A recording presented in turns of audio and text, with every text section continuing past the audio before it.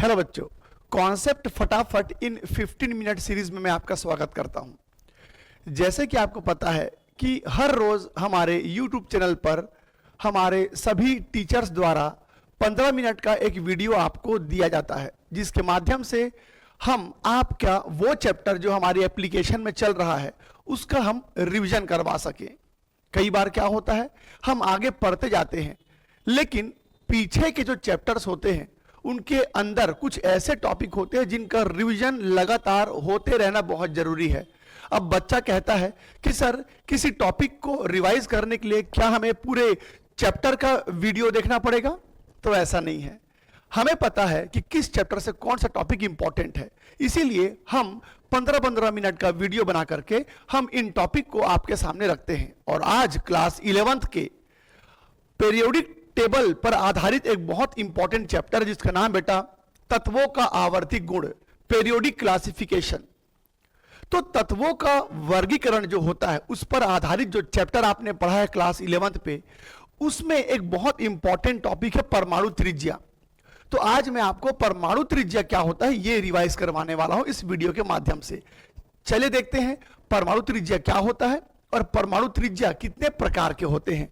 तो बेटा शुरुआत करते हैं इसकी परिभाषा से। आखिर परमाणु त्रिज्या क्या होता है, इससे हमको क्या समझ में आता है?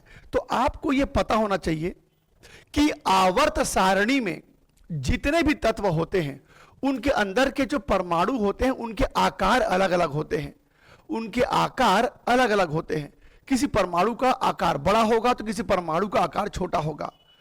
अगर आपने यह चैप्टर पढ़ा है तो आपको जरूर याद होगा सीजियम पूरे आवर्त सारणी का बड़ा परमाणु रखने वाला तत्व है, वहीं पर फ्लोरीन एक ऐसा तत्व है जिसके अंदर के परमाणु सबसे छोटे होते हैं। तो आखिर परमाणु त्रिज्या होता क्या है? अगर हम परिभाषा की बात करें तो बेटा परमाणु त्रिज्या का मतलब होता है, मान लीजिए मैंने एक परमाणु बना लिया और ये उसके कुछ शेल हैं, उसके कुछ कक्ष हैं। तो कोई अगर आपसे पूछता है परमाणु त्रिज्या क्या होता है तो कह देना किसी भी परमाणु के नाभिक के केंद्र से उसके आखिरी कोश तक की जो दूरी होगी, उसके आखिरी शेल तक की जो दूरी होगी, उसी को हम क्या बोलेंगे बेटा? परमाणु त्रिज्या बोलते हैं। किसी भी परमाणु में नाभिक के केंद्र से उसके उस कक्ष तक की दूरी जहां तक इलेक्ट्रॉन पाया जा सकता है, उसी को हम क्या बोलते हैं बेटा? परमाणु त्रिज्या। अलग अलग परमाणु में अलग अलग त्रिज्या पाई जाती है। और अगर आपने हमारे पूरे लेक्चर्स पढ़े होंगे तो आपको याद होगा कि मैंने आप लोगों को परमाणु त्रिज्या ज्ञात करने का फॉर्मूला भी बताया था। अगर आप किसी भी परमाणु का त्रिज्या ज्ञात करना चाहते हैं तो परमाणु त्रिज्या ज्ञात करने का फॉर्मूला होता है बेटा 5.29 into 10⁻11 into n square upon z। इस फॉर्मूला के मदद से आप किसी भी परमाणु के किसी भी कक्ष का त्रिज्या ज्ञात कर सकते हैं। जहां पर z का मतलब क्या होता है? परमाणु क्रमांक, और n का मतलब क्या होता है? n का मतलब होता है वह कोश जिसकी आपको त्रिज्या ज्ञात करनी है। जैसे मान लो आपको चौथे कक्ष की त्रिज्या ज्ञात करनी है तो बस n का मान आपको 4 लेना है। अगर आपको तीसरे कक्ष की त्रिज्या ज्ञात करनी होगी तो n का मान क्या लेंगे बेटा? 3 लेंगे। और ये जो आंसर आएगा वो मीटर में आएगा। जो आंसर आएगा बेटा वो मीटर में आएगा। तो इस फॉर्मूला की मदद से आप किसी भी परमाणु के किसी भी कोश का त्रिज्या ज्ञात कर सकते हैं। और जानते हैं ये फॉर्मूला किसने दिया है? ये फॉर्मूला दिया है बेटा नील बोर ने। अभी कुछ दिन पहले ही मैंने आप लोग का बोर का थ्योरी का रिवीजन करवाया था, तो उसमें भी मैंने ये फॉर्मूला आपको बताया था। चलिए अब ये तो समझ में आ गया परमाणु त्रिज्या क्या होता है। किसी भी परमाणु के केंद्र से उसके बाहरी कक्ष तक की जो दूरी होती है उसी को हम परमाणु त्रिज्या कहते हैं। अब बात करते हैं परमाणु त्रिज्या कितने प्रकार के होते हैं। तो ज्यादातर जो यूज होता है वो दो हैं। एक है बेटा सहसंयोजी त्रिज्या और दूसरा है वंडर वॉल त्रिज्या। तो दो तरह के परमाणु त्रिज्या होती हैं। सहसंयोजी त्रिज्या जिसे हम कहते हैं बेटा कोवेलेंट रेडियस, क्या बोलते हैं बेटा? Covalent radius. और एक होता है बेटा वंडर वॉल रेडियस। एक होता है वंडर वॉल रेडियस। तो दो तरह के रेडियस आज मैं आपको यहां पर बताने वाला हूं। चलिए एक एक करके दोनों को समझते हैं। पहले बात करते हैं कोवेलेंट रेडियस की। तो कोवेलेंट ये शब्द सुना सुना लग रहा है, सहसंयोजी ये शब्द सुना सुना लग रहा है। कहां सुने हैं बेटा? दो परमाणुओं के बीच जब इलेक्ट्रॉनों की साझेदारी की जाती है तो वहां पर बनने वाले बॉन्ड को सहसंयोजी बंध कहते हैं, कोवलेंट बंध कहते हैं। यह आप सबको पता होगा। तो जब भी कोई दो बॉन्ड आपस में जुड़ जाएं, कौन सा बॉन्ड बना के? सहसंयोजी बॉन्ड बना के। तो जब भी कोई दो तत्व सहसंयोजी बंध बना के जुड़ जाएं, उस समय उन दोनों तत्वों के बीच जो बंध बनेगा उसी पर आधारित है सहसंयोजी त्रिज्या। चलिए समझते हैं। तो मैं आप लोग को कुछ एग्जांपल दिखाऊंगा बेटा। जैसे मान लीजिए मैंने यहां पर H2 का एग्जांपल ले लिया, H2 का एग्जांपल ले लिया। तो यहां पर आपको पता है ना बेटा कि एक हाइड्रोजन दूसरे हाइड्रोजन से सहसंयोजी बंध बना के जुड़ा होता है। एक हाइड्रोजन दूसरे हाइड्रोजन से सहसंयोजी बंध बना के जुड़ा होता है। तो जब भी कोई दो परमाणु सहसंयोजी बंध बना के जुड़ जाएं, तो उस समय उन दोनों परमाणुओं के नाभिक के बीच जो दूरी होती है, उन दोनों परमाणुओं के नाभिक के बीच में जो दूरी होती है, उस दूरी का एग्जैक्ट हाफ, उसका बिल्कुल आधा कहलाता है बेटा सहसंयोजी त्रिज्या। क्या कहलाता है बेटा? सहसंयोजी त्रिज्या। सहसंयोजी त्रिज्या। कोई आपसे पूछेगा सहसंयोजी त्रिज्या क्या होता है, तो कह देना कि जब भी कोई दो परमाणु सहसंयोजी बंध बना के जुड़ जाएं, उस समय उन दोनों परमाणुओं के नाभिक के बीच जो दूरी होगी उसका ठीक आधा क्या कहलाएगा बेटा? सहसंयोजी त्रिज्या कहलाता है। तो बोलिए क्लियर है डेफिनेशन? सहसंयोजी त्रिज्या क्या होता है बेटा? जब भी कोई दो परमाणु आपस में कोवलेंट बॉन्ड बना के जुड़ जाएं, तो उस समय उन दोनों परमाणुओं के नाभिक के बीच जो दूरी होगी उसका ठीक आधा कहलाता है सहसंयोजी त्रिज्या। ठीक है, अब आगे बढ़ते हैं। अब बात करते हैं वंडर वॉल त्रिज्या क्या होता है। अब बात करते हैं वंडर वॉल त्रिज्या क्या होता है। तो गौर से सुनिएगा। मान लो बेटा मैंने फिर से आपके सामने एग्जाम्पल ले लिया। मान लो फिर से मैंने आपके सामने एक हाइड्रोजन ले लिया और इसके दूसरे हाइड्रोजन से जोड़ दिया। ये H2 का अणु है, ये H2 का अणु है। चलो एक और H2 का अणु ले लेते हैं, एक और H2 का अणु ले लेते हैं। अब आपको तो पता है कि हाइड्रोजन हाइड्रोजन आपस में सहसंयोजी बंध बना के जुड़े हैं। हाइड्रोजन हाइड्रोजन आपस में सहसंयोजी बंध बना के जुड़े हैं। और मैंने अभी अभी आपको क्या बोला था कि जब भी कोई दो परमाणु सहसंयोजी बंध बना के जुड़ जाएं, उस समय उनके नाभिक की दूरी का बिल्कुल आधा क्या कहलाता है बेटा? सहसंयोजी त्रिज्या कहलाता है।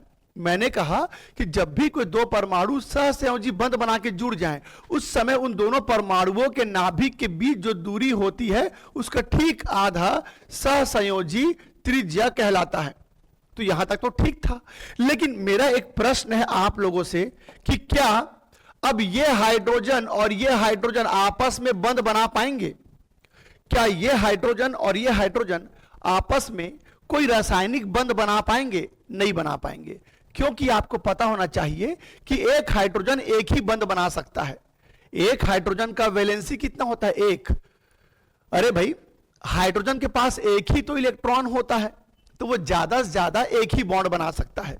तो एक हाइड्रोजन एक ही बॉन्ड बनाएगा। अब इस हाइड्रोजन ने इसके साथ बॉन्ड बना लिया है और इस हाइड्रोजन ने इसके साथ बॉन्ड बना लिया है। तो अब ये हाइड्रोजन और ये हाइड्रोजन आपस में बॉन्ड नहीं बना पाएंगे। लेकिन एक वैज्ञानिक थे जिनका नाम था बेटा वंडर वॉल। एक वैज्ञानिक थे जिनका नाम था वंडर वॉल।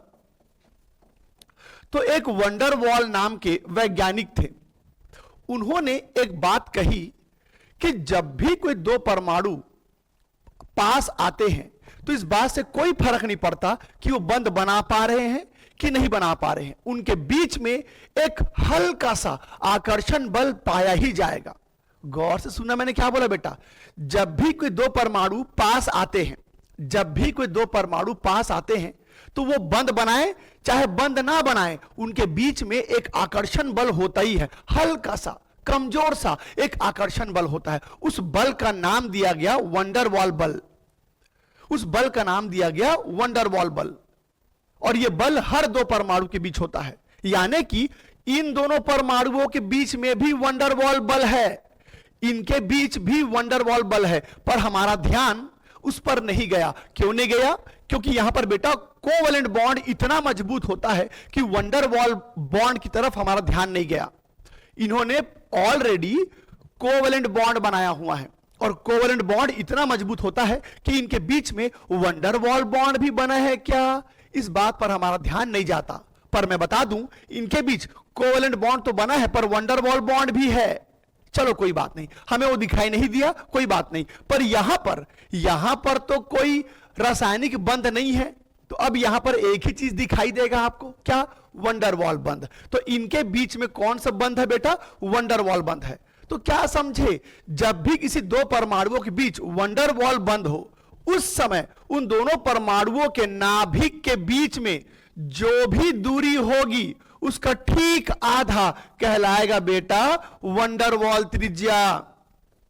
क्या कहलाएगा बेटा? वंडरवॉल त्रिज्या। तो कोई आपसे पूछेगा वंडरवॉल त्रिज्या क्या होता है, तो कह देना कि जब भी कोई दो परमाणु जिनके बीच में रासायनिक बंध नहीं है, केवल एक कमजोर सा वंडरवॉल बंध है, तो उस वंडरवॉल बंध रखने वाले दो परमाणुओं के बीच जो दूरी होगी उसका ठीक आधा क्या कहलाएगा बेटा? वंडरवॉल त्रिज्या कहलाएगा। लेकिन लेकिन लेकिन लेकिन क्वेश्चन तो यह उठता है कि हाइड्रोजन तो गैस होता है बेटा, हाइड्रोजन तो गैस होता है, और गैस यहां वहां उड़ते रहते हैं। तो तुम बताओ, अगर ये गैस है और ये यहां वहां उड़ते रहेंगे, तो इनके बीच आप दूरी नापोगे कैसे? इनके बीच में आप दूरी नापोगे कैसे, है ना? तो बेटा आपको क्या करना पड़ेगा, ये जो गैस होता है इसको आपको ठोस बनाना पड़ेगा, गैस को ठोस बनाना पड़ेगा। और ठोस बनाने का मतलब क्या है? गैस ठोस कब बन जाता है? अगर आप गैस को कंप्रेस करोगे, दबाओगे, प्रेशर दोगे, तापमान कम करके, तो ये सारे अणु पास पास आ जाएंगे। बेटा आपको पता होना चाहिए कि जब हम किसी गैस को दबाते हैं, प्रेशर देते हैं ठंडे तापमान पे, तो ये पास आना शुरू कर देंगे। तो ये देखो बेटा, मान लो इनको मैंने दबा के पास ले आया, ये देखो इन चारों को मैंने दबा दिया और ये पास आ गए। अब पास आ गए, इसका मतलब है अभी भी इनके बीच कौन सा बॉन्ड है? सहसंयोजी बॉन्ड है। इनके बीच कौन सा बॉन्ड है? सहसंयोजी बॉन्ड है। लेकिन याद रखना, दबा देने का यह मतलब नहीं है कि अब इसके और इसके बीच बॉन्ड बन गया। अभी भी याद रखना, इसके और इसके बीच बॉन्ड नहीं बना है, वो तो आपने दबा दिया इसलिए पास आ गए हैं। तो इनके बीच कोई रासायनिक बंध नहीं बना है, पर कौन सा बंध है बेटा? वंडरवॉल बंध है। तो अगर आप इनको दबा दोगे तो बेटा अब ये ठोस अवस्था में आ गए। क्या बन गए? ये ठोस बन गए। अब तुम इनका त्रिज्या नाप सकते हो, क्योंकि अब वो ठोस बन चुका है। अब ठोस बन चुका है तो हिलेंगे नहीं, तो इनके दूरी का बेटा, इनके दूरी का बिल्कुल आधा अब क्या कहलाएगा? वंडरवॉल त्रिज्या। इसीलिए देखो इस परिभाषा में यहां पर ठोस शब्द का प्रयोग हुआ है। इस परिभाषा में ठोस शब्द का प्रयोग हुआ है। तो आपको परिभाषा में लिखे हुए हर एक चीज के बारे में पता होना चाहिए। तो यहां पर मैंने यह बताया कि वंडरवॉल त्रिज्या ऐसे दो परमाणुओं के बीच निकाला जाता है जो आपस में रासायनिक बंध नहीं बना सकते। दूसरी बात, वंडरवॉल त्रिज्या ज्ञात करने के लिए यह बहुत जरूरी है कि आप उन तत्वों को किस रूप में ले आएंगे बेटा? ठोस रूप में ले आएंगे, तभी आप वंडरवॉल त्रिज्या निकाल पाएंगे। तो यह था बेटा सहसंयोजी त्रिज्या और वंडरवॉल त्रिज्या। उम्मीद करता हूं आप लोगों को इन दोनों के बीच में अंतर एकदम क्लियर हो गया होगा। आगे चल के ऐसे ही बेहद इंपॉर्टेंट वीडियोस आपके लिए लेकर के आऊंगा, और अगले क्लास में इससे भी ज्यादा इंपॉर्टेंट वीडियो में मैं आपको समझाने वाला हूं। तो चलिए इस छोटे सी वीडियो में इतना ही, मिलता हूं अगले वीडियो में। क्लास आप जब ज्वाइन करते हैं और जब रिवीजन करने की बारी आती है, तो ये सारे वीडियोस आपके बहुत मददगार होंगे आपके रिवीजन को बेहतर करने के लिए। तो बस अगले किसी टॉपिक को रिवाइज करने के लिए आपके सामने फिर उपस्थित होऊंगा। तब तक पढ़ते रहिए, रिवाइज करते रहिए, अपना ख्याल रखिए। टेक केयर बच्चा लोग, बाय बाय।